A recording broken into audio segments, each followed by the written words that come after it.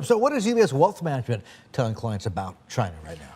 We've liked China for about a year, and that has been a trade that has actually worked out really, really well. And I think we continue to be overweight on China, largely because the macro numbers are looking solid, the corporate results are looking good, and especially where the online tech giants are concerned, the growth numbers are astounding. Okay, this is equities we're talking about, is it? Absolutely, yeah. Okay, what about paper bonds? High yield, China high yield. Well, high yield. Should we even go there? No. I think you've got to be selective on the issuers actually, because I think Asian credit in general are basically at historical tights where the yields are concerned. So it's basically largely a function of taking the coupon with very, very limited capital gains. So I think at this point in time, Asian high yield, which is dominated by the Chinese property developers, they're yielding about 5 to 6%, which is much better than a lot of the other names. Attractive. Exactly. Yeah, but... And some of them have very, very high, strong cash flows, free cash flows. So actually, it's relatively all right.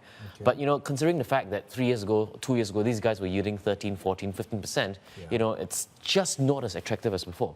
Okay, so it's half that now, but safer, much safer, is what you're saying. In the sense that the property market seems to have actually calmed down, the credit tightening, the deleveraging in the first quarter of this year doesn't seem to have actually had a massive negative impact on the sector itself. We're still seeing growth, but it's a lot more calmer than before. Okay, and equities, you like China new economy names. We still like China a lot, and I think at this point in time, you might want to focus a little bit more on the old-style stocks, like for example the banks, because of the fact that the banks have actually been lagging behind where the whole market is concerned, and where the sector rotational play is concerned, we think that a lot more of the funds are likely to be switching from the tech names into the banks in the next 6 months. Even with the debt problem?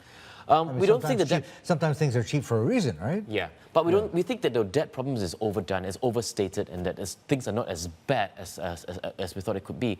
So we think that where the banks are concerned, they're looking pretty solid.